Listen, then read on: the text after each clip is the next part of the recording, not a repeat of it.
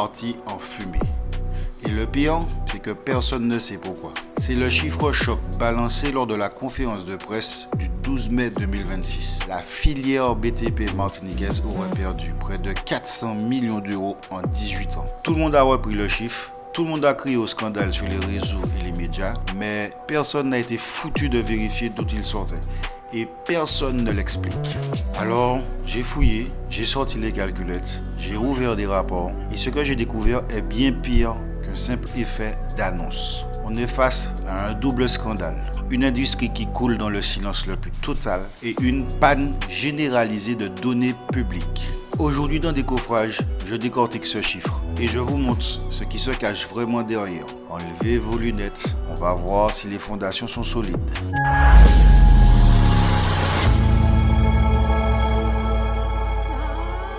Premier réflexe, quand on te balance un chiffre énorme à la figure, tu cherches la source. Le chiffre des 400 millions, voilà ce qu'on sait sur son origine. Le média La Martinique Première écrit textuellement dans son article, selon les chiffres avancés par les professionnels, la filière aurait perdu près de 400 millions d'euros en 18 ans. Vous avez entendu. Aurait perdu. Le conditionnel, c'est important. Ce n'est pas un chiffre officiel publié dans un rapport ministériel. C'est une estimation avancée lors d'une conférence de presse. Alors, d'où ça vient? La source la plus probable, c'est la CERC, la cellule économique régionale de la construction de Martinique. C'est elle qui produit les données historiques sur le secteur. Sauf, il y a un énorme problème. Ces données sont en accès réservé aux membres. Le grand public ne peut pas vérifier le calcul. Et la CERC n'a publié aucune méthodologie officielle sur ces 400 millions d'euros. Mais attendez, il y a un deuxième problème encore plus grave. Devinez à quand remonte la dernière note de conjoncture publique accessible sur le site de la CERC Martinique. Juillet 2023. Juillet 2023. On est en 2026. Ça fait 3 ans. 3 ans de blackout total pour le grand public. Pendant que les réseaux nationaux de CERC publient chaque mois des notes de conjoncture pour toutes les régions de France. Janvier, février, avril 2026. Pour la Martinique, silence radio depuis 2023.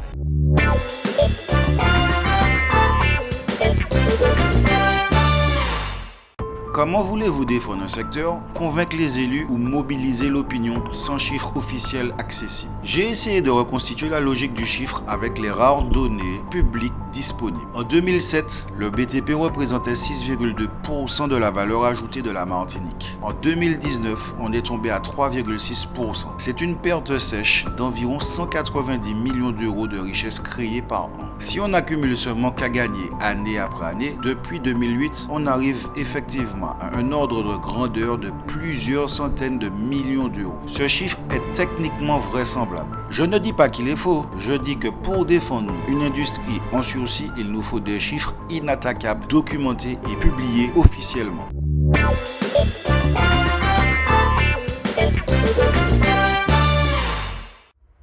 Maintenant, on va parler de ce qui fait vraiment mal. Laissez tomber le conditionnel. On passe aux données officielles et sourcées de 2025 à 2026. Et là, c'est l'hémorragie. Les permis de construire délivrés ont chuté de 25%. J'en ai parlé dans l'épisode 1. En chiffres concrets, on est passé de 2000 ouvertures de chantier à seulement 1500. 500 chantiers de moins en 12 mois. Pire, la surface de locaux d'activité autorisée s'est effondrée de moins 56,7%. On avait 163 000 m² autorisé. On est tombé à 71 000 m². Plus de la moitié s'est évaporée. En 2025, l'activité de la construction en Martinique a plongé de 5,8%. C'est le secteur le plus durement touché de toute l'économie locale.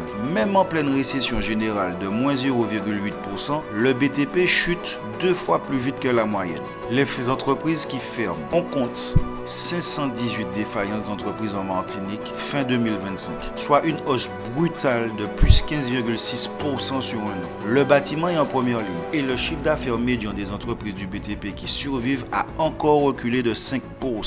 Les heures rémunérées dans la construction affichent moins 6,5% au troisième trimestre 2025. L'emploi salarié est bloqué à un niveau historiquement bas.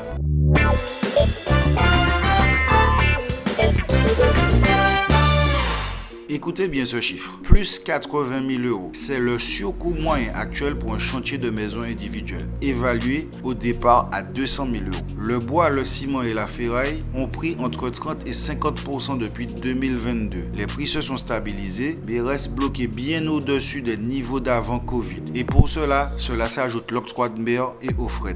Allez voir l'épisode 9 de Décoffrage. Le nouveau choc 2026. Depuis le début de l'année 2026, le MACF, le mécanisme d'ajustement carbone aux frontières de l'UE, s'applique directement sur le ciment importé. Jean-Yves Bonner, le secrétaire général de la FRVTP, le dit clairement. L'impact est considérable. Nous souhaitons une réaction rapide des parlementaires et de l'État pour défendre une exemption de nos territoires au niveau européen.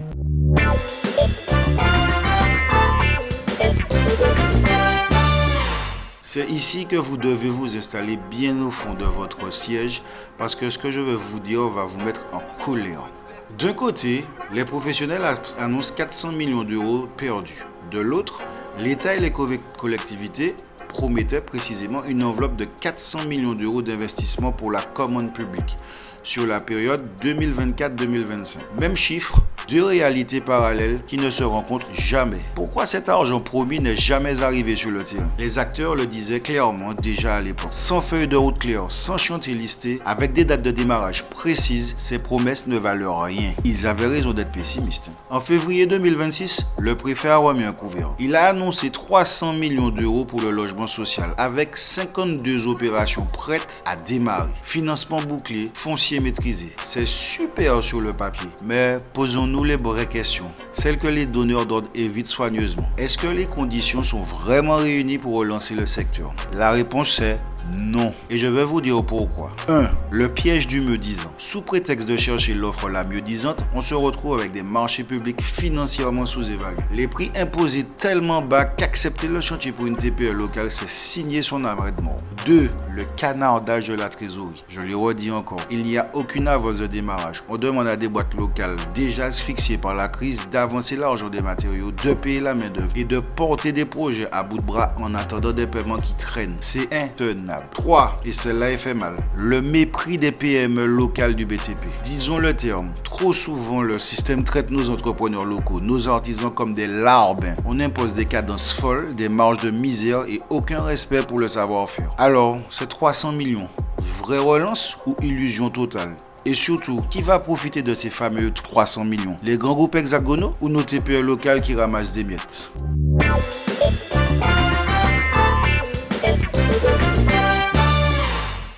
Je veux terminer sur quelque chose d'essentiel. Le vrai problème que cet épisode met en lumière, au-delà des millions perdus, c'est qu'on navigue à vue à cause de l'absence de données publiques. La CIRC Martinique a une mission statutaire écrite noir sur blanc dans ses statuts. Fournir aux collectivités publiques les informations utiles à la mise en place des mesures nécessaires à l'équilibre de la filière. C'est sa raison d'être. Parmi ses cofinanceurs, on retrouve la CTM, la DRFIP, l'INSEE et les organisations professionnelles.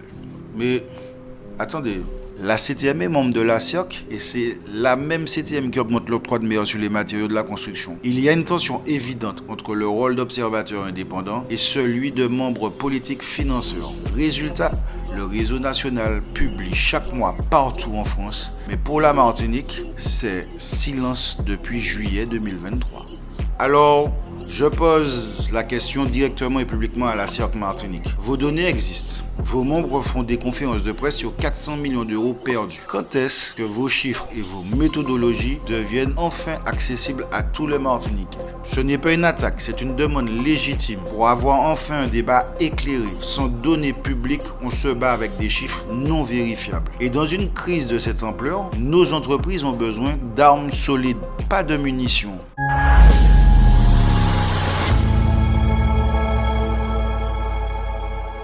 C'était l'épisode 12 de Décoffrage. Si le contenu que je fais te plaît, alors abonne-toi, like ma vidéo et laisse-moi ton meilleur commentaire. Je vous dis à la semaine prochaine pour le prochain épisode de Décoffrage. Allez, tchuss!